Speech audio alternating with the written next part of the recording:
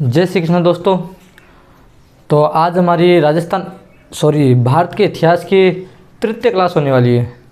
तो हमने second class के अंदर बात की थी कि 1899 से 1905 के मध्य गवर्नर जनरल एंड वायसराय बनकर कौन आए थे? लॉर्ड कर्जन, जिन्होंने क्या किया था? भारतीय पुरातत्व एवं सर्वेक्षण विभाग की क्या की थी? स्थापना, जिसका महानिदेशक किसे बनाया था? जॉन मार्शल को। और जॉन मार्शल को ये कार्य दिया गया कि जो भारत के अंदर प्राचीन नगरें हैं, प्राचीन स्थल है, उनकी खोज करना। तो जॉन मार्शल ने क्या किया था कि एक टीम बनाई थी, 5 लोगों की क्या बनाई थी? एक टीम बनाई थी। अब वो 5 लोग कौन कौन से थे? तो उन 5 लोगों की टीम में तो इसका महानिदेशक कौन था? महानिदेशक तो कौन था? जॉन, ये कौन है? John Marshall. John Marshall. अब इस टीम के अंदर कौन कौन थे? राय बहादुर, दयाराम साहनी, जिन्होंने हड़प्पा की खोज की थी। उसके पास कौन थे? राखालदास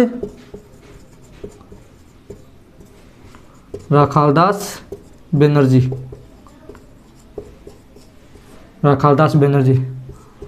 उसके बाद कौन थे? माधव स्वरूप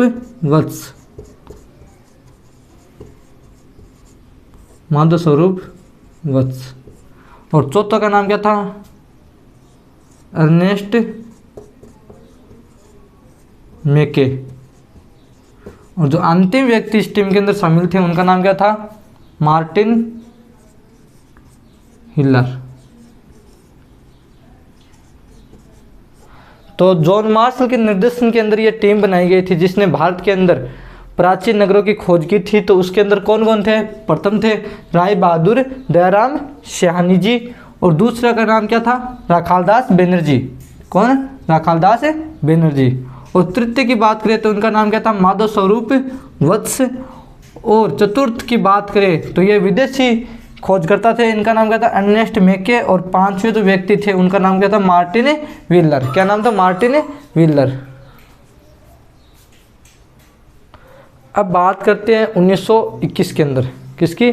1921 के अंदर। और इस टीम का कार्य क्या था? भारत के अंदर प्राचीन नगरों और इमारतों की खोज करना। क्या करना? खोज करना। अब बात कौन सी करने वाले? 1921 की बात करने वाले हैं। 1921 के अंदर। अब 1921 के अंदर मैंने आपको बताया था कि जो राय बहादुर दयाराम साहनी जी थे, इन्होंने किसकी खोज की थी? हड़प्पा नगर की खोज की थी। तो ये कौन है? यह है राय बहादुर दयाराम जी साहनी। राय बहादुर जी है। ये जा रहे थे ऐसे खोज पे यहाँ पे। तो इनको यहाँ पर एक ऐसे नगर दिखाई दिया इस प्रकार से। तो ये नगर कौन सा था? हड़प्पा नगर था। कौन सा? हड़प्पा। कब की बात कर रहे हैं? 1921 की बात कर रहे हैं। कौन है खोजकर्ता? राय बहादुर दयाराम जी साहनी जी। तो ये जा रहे थे और जो इन्होंने देखा, इस नगर को देखा, तो जाके इनको पता लगा कि ये भारत के अंदर ये एक प्राचीन नगर है जिसका नाम क्या रखा गया? हड़प्पा रखा गया, जिसका वर्तमान में सिंधु घाटी सभ्यता का नाम भी क्या है? हड़प्पा नाम है। तो इन्होंने यहाँ पर जाके देखा। कब की बात है? 1921 की बात है। कौन सी नगर की खोज की? हड़प्पा नगर की खोज की। तो जो ये हड़प्पा नगर था ये कहाँ पर था? ये पड़ता था पंजाब प्रांत के अंदर। कहाँ? पंजाब प्रांत के अंदर। और पंजाब प्रांत उस टाइम में कहाँ पर था? पाकिस्तान के अंदर। कहाँ पर था? पाकिस्तान के अंदर।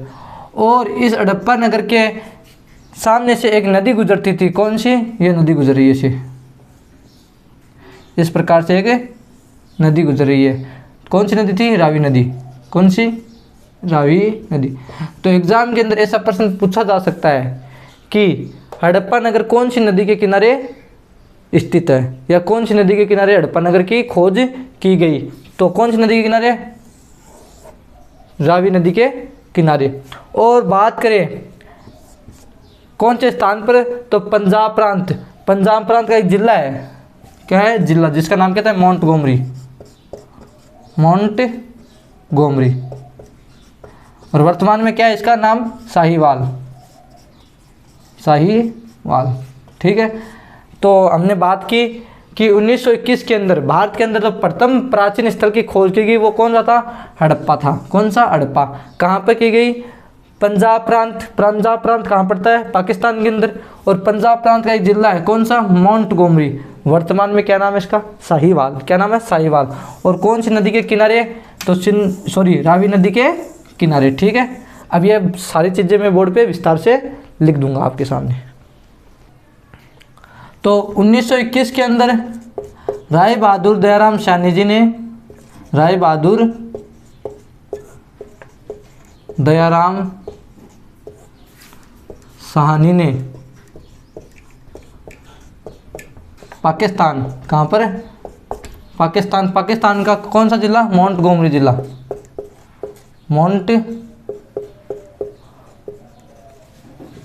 मोंटगोमरी जिला।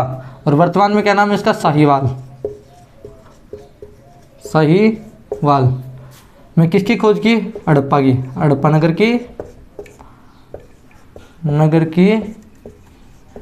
रावी नदी के तट पर क्या की खोज की? रावी नदी के तट पर खोज की। क्या की? खोज की। किसने की? दयाराम साहनी ने। तो हमारा यहाँ से प्रश्न क्या बनता है कि हड़प्पा नगर की खोज कब की गई? तो 1921 के अंदर। किसने की? राय बहादुर दयाराम साहनी जी ने की। कहाँ पर की? पाकिस्तान। पाकिस्तान का कौन सा जिला? मोंटगोमरी, जिसका वर्तमान में नाम क्या है? साहिवाल। और इस हड़प्पा नगर की खोज कौन सी नदी के तट पर की गई? तो कौन सी नदी के तट पर की गई? रावी नदी के तट पर की गई। कौन सी नदी के तट पर की गई? रावी नदी के तट पर। और किसके निर्देशन में की गई? तो मैंने आपको बताया था कि जो इस टीम का हेड था, तो हेड कौन था? कौन था? John Marshall. कौन था? जॉन मार्शल इस टीम का क्या था? हेड था। तो हमने इतनी बात कर ली। अब बात करते हैं सिंधु घाटी सभ्यता के नामकरण की बात करते हैं। तो क्या करते हैं? नामकरण की। नामकरण। सिंधु का नामकरण की बात करते हैं। तो सिंधु घाटी सभ्यता को तीन नाम दिए गए थे। कितने नाम दिए गए थे? तो प्रथम नाम क्या दिया गया था? सिंधु सभ्यता। क्या नाम दिया गया था? सिंधु सभ्यता। दूसरे की बात करें तो दूसरा नाम दिया गया था सिंधु घाटी सभ्यता। और अगर तीसरे की बात करें तो तीसरा नाम क्या दिया गया? हड़प्पा। जो वर्तमान में जो नाम है वो क्या है? हड़प्पा। अब ये तीनों नाम क्यों दिए गए, इनके बारे में हम विस्तार से चर्चा करेंगे। तो सिंधु घाटी सभ्यता के नामकरण के लिए 3 नाम प्रयुक्त किए गए थे। कितने नाम? 3 नाम प्रयुक्त किए। तो प्रथम नाम क्या था? सिंधु सभ्यता। यह नाम किसने दिया था? जॉन मार्शल ने यह नाम दिया था। कब दिया था? 1924-25 के अंदर यह नाम दिया था। क्या नाम दिया था? सिंधु सभ्यता। किसने दिया था? जॉन मार्शल, जो क्या थे? इसके निर्देशक भी थे। जो ये टीम थी उसके इसकी निर्देशन में इन सभी स्थलों की खोज की गई। अब बात करते हैं कि ये जो नाम था ये लोगों के सामने कब आया? इसने नाम तो 1924-25 के अंदर दे दिया था। किसने? जॉन मार्शल ने। परंतु ये लोगों को पता नहीं था। तो लोगों के सामने कब आया? तो लोगों के सामने आया ये 1932 के अंदर। एक पहले साप्ताहिक समाचार पत्र चलते थे जिसका नाम क्या था? The London weekly. क्या नाम था? द लंदन वीकली में ये प्रकाशित किया कि जो ये नगर था उसका नाम क्या रखा गया था? सिंधु सभ्यता। किसने रखा था? जॉन मार्शल ने रखा था। किसने रखा था? जॉन मार्शल ने। और कब रखा था? 1924-25 के अंदर। तो पूछ सकते हैं कि सर्वप्रथम किसने सिंधु सभ्यता नाम रखा? तो किसने रखा? जॉन मार्शल ने। कब रखा? 1924-25 के अंदर। और बात करें कि कौन से समाचार पत्र के अंदर इसको प्रकाशित किया था? तो कौन से में? द लंदन वीकली समाचार पत्र के अंदर। तो उसके बाद थोड़ा विरोध हुआ, तो उसके बाद दूसरा नाम क्या रखा गया? सिंधु घाटी सभ्यता। और ये किसने रखा था? एक समिति बैठी थी भारत के अंदर जिसके जो निर्देशक थे वो कौन थे? डॉक्टर रफीक मुगल। कौन थे? डॉक्टर रफीक मुगल। अब इसके अंदर क्या जोड़ा गया? सिर्फ और सिर्फ घाटी शब्द जोड़ा गया, क्योंकि अपनी जो सिंधु नदी है वो कहाँ से होकर गुजरती है? वो गुजरती है जम्मू एंड कश्मीर के अंदर से होते हुए सीधे पाकिस्तान के अंदर गुजरती है। और जो भारत और पाकिस्तान का जब विभाजन हुआ था 1947 के बाद, जब भारत और पाकिस्तान का विभाजन हुआ था, तो विभाजन इस प्रकार से हुआ था कि जो सिंधु नदी थी वो क्या थी? जम्मू एंड कश्मीर से टच होते हुए घाटियों के अंदर से जाते हुए सीधे पाकिस्तान के अंदर गुजर रही थी। तो जो अधिकतर जो उत्खनिज क्षेत्र थे वो पाकिस्तान के अंदर चले गए। इस आधार पर सिर्फ और सिर्फ घाटियों के अंदर गुजरने के हिसाब से इसका नाम क्या रखा गया? सिंधु घाटी सभ्यता। तो फिर ये तो साफ साफ दिख रहा था इसके अंदर, ये पहले था क्या? सिंधु सभ्यता, और अब रख दिया सिर्फ और क्या नाम जोड़ा गया? घाटी नाम और जोड़ा गया। तो भारतीयों की साफ साफ इन्होंने क्या ले ली? फिरकी ले ली। तो जब उसके बाद क्या था? जो भारतीय लोग थे उन्होंने इसका क्या किया? विरोध किया। तो अब अपने राजस्थान वाले लोग होते हैं अलग टाइप के, तो राजस्थान के 3 लोग थे। कौन कौन से?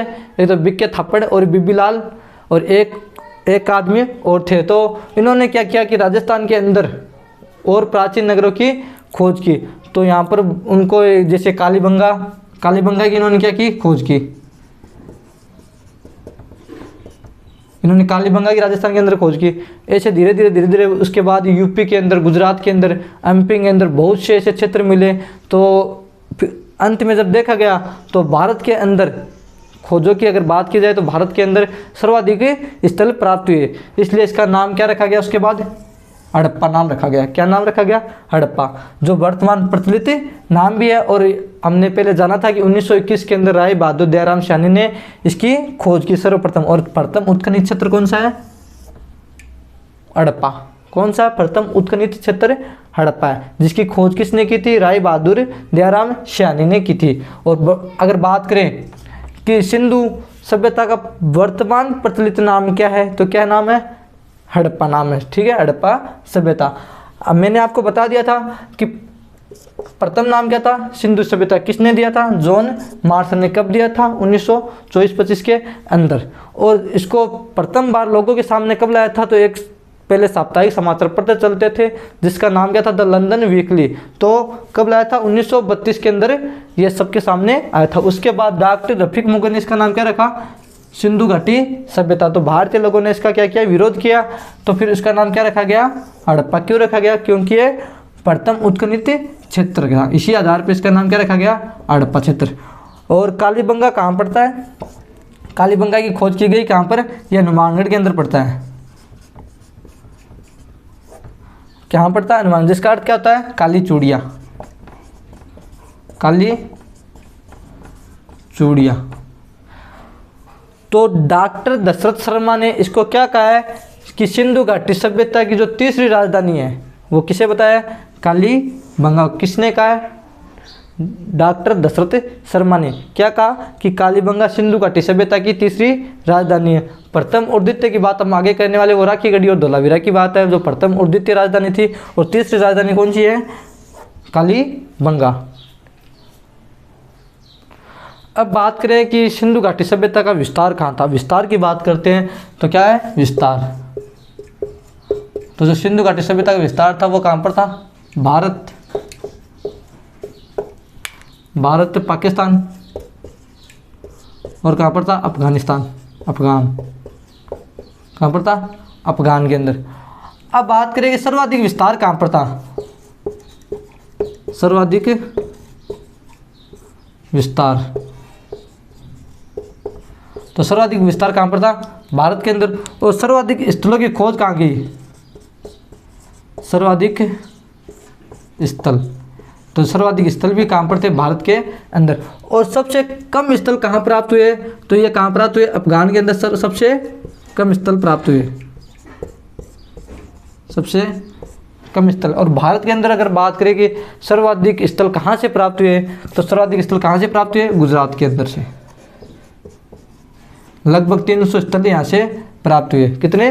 300 स्थल प्राप्त हुए। और अफगानिस्तान की बात करें तो यहाँ से 2 स्थल प्राप्त हुए। एक तो कौन सा था? मुंडीगोक,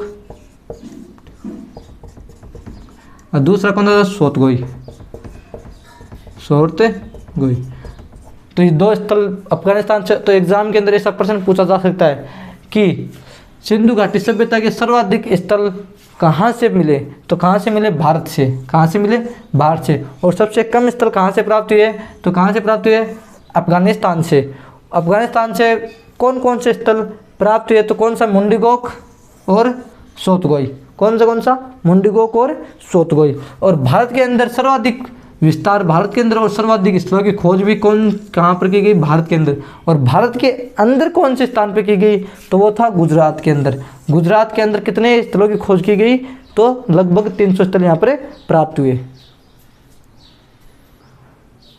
अब बात करें सिंधु घाटी सभ्यता की भारत के अंदर विस्तार कहाँ कहाँ पर है, तो पहले उत्तर की बात करते हैं। उत्तर के अंदर एक स्थान है मांडा। कहाँ पर है? मांडा। और मांडा कहाँ पड़ता है? जम्मू कश्मीर के अंदर। और मांडा का एक स्थान है, कौन सा? आँखों का नूर अखनूर। कौन सा? अखनूर नाम से एक स्थान है। और हमने बात की कि जो भी स्थल है वो किसी न किसी नदी के किनारे स्थित है। तो कौन सी नदी के किनारे है? चेनाब नदी के किनारे। चेनाब नदी के किनारे। तो हमने उत्तर की बात कर ली है। कौन सा स्थल है? मांडा। मांडा कहाँ पर है? जम्मू एंड कश्मीर के अंदर। कौन सा स्थान पर? अखनूर। और अखनूर कहाँ पर पड़ता है? चेनाब नदी के किनारे। अब बात करते हैं अपन उत्तर के बाद बात करते हैं दक्षिण की। तो दक्षिण के अंदर कौन सा स्थान है? देमाबाद। दक्षिण से देमाबाद। देमाबाद कहाँ पर है? देमाबाद। और देमाबाद कहाँ पड़ता है? महाराष्ट्र के अंदर। कहाँ पड़ता है? महाराष्ट्र के अंदर। और कौन सी नदी के किनारे पड़ता है ये? परवरा नदी के किनारे। कौन सी नदी के किनारे? परवरा नदी के किनारे। तो हमने दो स्थलों की बात कर ली है। उत्तर की बात कर ली है मांडा जम्मू कश्मीर के अंदर। और कौन सा स्थान है? अखनूर। और नदी कौन सी है? चेनाब नदी। और बात कर लिए दक्षिण की। दक्षिण में कौन सा? देमाबाद। कहाँ पर? महाराष्ट्र के अंदर। और कौन सी नदी है? परवरा नदी। कौन सी नदी? परवरा नदी। अगर यहाँ पर भी स्थल की बात करें तो कौन सा है? अहमदनगर। अहमदनगर। और बात करें कि यह जो परवरा नदी है किसकी सहायक नदी है? सहायक नदी। क्यों एग्जाम के अंदर ऐसे पूछते हैं कि परवरा नदी कौन सी नदी की सहायक है? तो कौन सी की है? गोदावरी की। कौन सी की? गोदावरी की। दो स्थलों की हमने बात कर ली है। उत्तर की बात कर ली है, दक्षिण की बात कर ली है। अब बात करते हैं पूर्व की। कौन सी की? पूर्व की। तो पूर्व के अंदर कौन सा स्थल है? आलमगीरपुर। आलमगीरपुर। यह कहाँ पड़ता है? यूपी मेरठ के अंदर। कहाँ पड़ता है? यूपी मेरठ के अंदर ये पड़ता है। और कौन सी नदी के किनारे पड़ता है? तो नदी का नाम क्या है? हिंडन नदी। हिंडन नदी। तो पूर्व की बात करें तो पूर्व के अंदर कौन सा स्थान? आलमगीरपुर। कौन राज्य कौन सा है? यूपी, जिला मेरठ।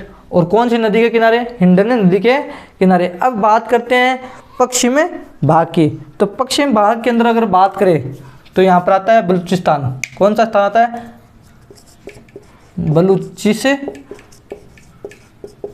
बलूचिस्तान। और बात करें तो ये कौन सी नदी किनारे है? दस्क नदी, या इसी का नाम क्या है? दास्क नदी।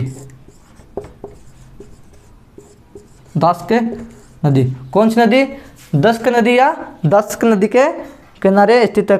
कौन सा? बलूचिस्तान। तो हमने दक्षिण की बात कर ली, पूर्व की बात कर ली, उत्तर की बात कर ली है। तो सभी स्थलों की हमने बात कर ली है। तो पहले बात की थी किसकी? उत्तर की। उत्तर के अंदर कौन सा स्थल है? मांडा। मांडा कहाँ पड़ता है? जम्मू एंड कश्मीर के अंदर। और ये कौन से स्थान पर? अखनूर। और कौन सी नदी के किनारे है? चेनाब नदी के। तो एग्जाम के अंदर ऐसा पूछ सकते हैं कि भारत के अंदर सिंधु सभ्यता का उत्तरतम बिंदु कौन सा है? तो कौन सा है? मांडा। मांडा कहाँ पड़ता है? जम्मू एंड कश्मीर के अंदर। कौन सी नदी के किनारे? तो कौन सी नदी के किनारे? चेनाब के। उसके बाद एग्जाम के अंदर ऐसा पूछा जा सकता है कि भारत के अंदर सिंधु घाटी सभ्यता का पूर्वतम बिंदु कौन सा है? तो कहाँ पर पड़ता है? आलमगीरपुर। कहाँ पर है? यूपी मेरठ के अंदर। और नदी कौन सी है? हिंडन नदी। ये सम्मिलित करने के अंदर ये प्रश्न ज़्यादा पूछे जाते हैं। उसके बाद अगर दक्षिण की बात करें तो दक्षिण के अंदर कौन सा स्थान पे? देमाबाद। देमाबाद कहाँ पड़ता है? महाराष्ट्र। कहाँ पर? अहमदनगर। और नदी कौन सी है? परवरा। और परवरा किसकी सहायक नदी है? तो गोदावरी की परवरा सहायक नदी। अब बात करते हैं किसकी? पश्चिमी भाग की। तो पश्चिमी भाग के अंदर कौन सा है? बलूचिस्तान। और बलूचिस्तान के अंदर कौन सी नदी? दस्क नदी या दास्क नदी। कौन सी? अब इसके अंदर एक स्थान है, स्थान और लिखना भूल गया मैं, सोते कांगे डोर। कौन से स्थान पर? सूतकांगे डोर। तो बलूचिस्तान के कौन से स्थान पर? सूतकांगे डोर के स्थान में। तो हमने इतनी बात कर ली है। अब बात करते हैं इनकी लंबाई की। किसकी बात करते हैं? लंबाई की। तो जो इनकी यह उत्तर से जो दक्षिण की लंबाई है कितनी है? 1400 किलोमीटर। वर्ग किलोमीटर नहीं करना है, किलोमीटर के अंदर करना है। और जो अपन ये पूर्व से जो पश्चिम की लंबाई है ये कितनी है? 1600 किलोमीटर। कितनी है? 1600 किलोमीटर। तो इतनी बात आपको समझ में आ गई होगी। एग्जाम के अंदर ऐसे प्रश्न यहाँ से भी पूछे जाते हैं कि उत्तर से दक्षिण के मध्य सिंधु घाटी सभ्यता की लंबाई है कितनी? तो कितनी है? 1400 किलोमीटर। और पूर्व से पश्चिम के अंदर कितनी लंबाई है? तो 1600 किलोमीटर। किलोमीटर की बात करें, वर्ग किलोमीटर की, क्यों? वर्ग किलोमीटर हमेशा क्षेत्रफल के अंदर आता है। तो कितनी कितनी है? उत्तर से दक्षिण 1400 किलोमीटर और पूर्व से पश्चिम में 1600 किलोमीटर। तो अब बात करें कि संपूर्ण, एक एग्जाम के अंदर इससे प्रश्न पूछा जाता है कि संपूर्ण सिंधु सभ्यता का उत्तरतम बिंदु कौन सा? तो भारत के अंदर नहीं, संपूर्ण पूरे अगर जितने भी स्थल है उन सभी की बात करें, जैसे पाकिस्तान या अफगानिस्तान, उनके अंदर या भारत के अंदर, तो संपूर्ण सिंधु सभ्यता का उत्तरतम बिंदु कौन सा है? तो नोट लगाकर एक प्रश्न यहाँ पर मैं आपको लिख रहा हूँ, एग्जाम की दृष्टि से महत्वपूर्ण प्रश्न है ये। कौन सा? कि संपूर्ण सिंधु सभ्यता का उत्तरतम बिंदु, उत्तरतम बिंदु कौन सा है? तो यह अफगानिस्तान के अंदर कौन सा? मैंने आपको बताया था सोर्तगोई या मुंडीगोक। कौन सा? सोर्तगोई या मुंडीगोक। तो एग्जाम के अंदर ये प्रश्न बहुत बार पूछा भी गया। आरएस के अंदर, पटवार के अंदर एकदम पूछा गया है कि संपूर्ण सिंधु सभ्यता का उत्तरतम बिंदु कौन सा? तो कौन सा है? सोर्तगोई या फिर मुंडीगोक। कौन सा? सोर्तगोई या मुंडीगोक। अब बात करते हैं कि सिंधु घाटी सभ्यता के आकार की बात करते हैं। तो पहले आकार कैसा था? आकार, तो पहले आकार कैसा था? त्रिभुजाकार, त्रिभुजाकार। और अब वर्तमान की बात करें, वर्तमान आकार की, वर्तमान आकार, तो अब कैसा है? विषमकोणीय चतुर्भुज, विषमकोणीय चतुर्भुज। अब आप पूछोगे सर पहले तो त्रिभुजाकार था, अब विषमकोणीय चतुर्भुज ऐसे कैसे हो गया? तो पहले जो स्थल थे, अब क्या कि जो नए नए स्थल खोजे जा रहे हैं, जिनकी वजह से क्या कि क्षेत्रफल में क्या हो रही है? वृद्धि हो रही है। क्या हो रही है? वृद्धि हो रही है। तो इसलिए पहले जो कम क्षेत्र प्राप्त थे, कम स्थलों की खोज हुई, तो कैसा स्थल आकार कैसा था? त्रिभुजाकार। और अब जब स्थलों की अधिक स्थलों की खोज हो गई है तो इसका क्षेत्रफल बढ़ गया है और आकार भी कैसा हो गया है? विषमकोणीय चतुर्भुज। अब बात करते हैं, हमने किलोमीटर की तो बात कर ली है, अब बात करते हैं किसकी? क्षेत्रफल के अंदर कि सिंधु घाटी सभ्यता का क्षेत्रफल कितना है? ये वर्ग किलोमीटर के अंदर बात करेंगे। अब बात करेंगे सिंधु घाटी सभ्यता का संपूर्ण क्षेत्रफल वर्ग किलोमीटर के अंदर बात करने वाले, तो कितना है? संपूर्ण क्षेत्रफल कितना है? 12,99,600 वर्ग किलोमीटर। कितना? वर्ग किलोमीटर। क्या? वर्ग किलोमीटर। अब वर्तमान में मैंने आपको बताया कि वर्तमान में और स्थल भी अनेक खोजेंगे, तो अब जो इसका वर्तमान क्षेत्रफल है, वर्तमान क्षेत्रफल बढ़कर कितना हो गया है? लगभग 16 लाख वर्ग किलोमीटर। अब वर्तमान क्षेत्रफल की बात करें तो लगभग 16 लाख वर्ग किलोमीटर के अंदर इसका क्षेत्र फैल गया है। और जो संपूर्ण क्षेत्रफल की बात करें, एग्जाम के अंदर ऐसे क्वेश्चन पूछे जा सकते हैं कि सिंधु घाटी सभ्यता का संपूर्ण क्षेत्रफल है, अपने को किलोमीटर के अंदर भी दे दिया जाता है, इसे किलोमीटर के अंदर दे दिया, तो अपने को किलोमीटर के अंदर नहीं करना है, वर्ग किलोमीटर के अंदर। क्षेत्रफल की जब बात आए तो वर्ग किलोमीटर के अंदर करना है। तो कितना है? 12,99,600 वर्ग किलोमीटर। और वर्तमान क्षेत्रफल की बात करें तो कितना है? लगभग 16 लाख है, कितना, लगभग 16 लाख वर्ग किलोमीटर। ठीक है, तो एक अब बात करें, नोट लगा कर एक बात बता रहा हूँ कि वर्तमान में गुजरात में एक स्थान है करीमसाई। कौन सा स्थान है? करीमसाई। गुजरात से एक नया स्थल की खोज की जिसका नाम क्या था? करीमसाई। और थार के मरुस्थल से एक स्थान की खोज हुई, वेंगीकोट। ये 2 नए स्थल खोजे गए जहाँ से हमें सिंधु घाटी सभ्यता के विनाश के साक्ष्य प्राप्त हुए। तो यहाँ से क्या साक्ष्य मिले कि जलवायु परिवर्तन से, किससे? जलवायु परिवर्तन से सिंधु घाटी सभ्यता का क्या हुआ? विनाश हुए। कौन से स्थानों से ये साक्ष्य प्राप्त हुए? कि गुजरात का तो कौन सा स्थल है? करीमसाई। और थार के मरुस्थल का वेंगीकोट। तो एग्जाम के अंदर ये सब प्रश्न पूछा जा सकता है कि सिंधु घाटी सभ्यता के विनाश के साक्ष्य सर्वप्रथम कहाँ से मिलते हैं? तो कहाँ से मिलते हैं? गुजरात का करीमसाई और थार के मरुस्थल का वेंगीकोट। और सिंधु घाटी सभ्यता के विनाश के मुख्य कारण क्या था? तो क्या था? जलवायु परिवर्तन। जलवायु परिवर्तन होने से ही सिंधु घाटी सभ्यता का क्या हो गया? विनाश हो गया।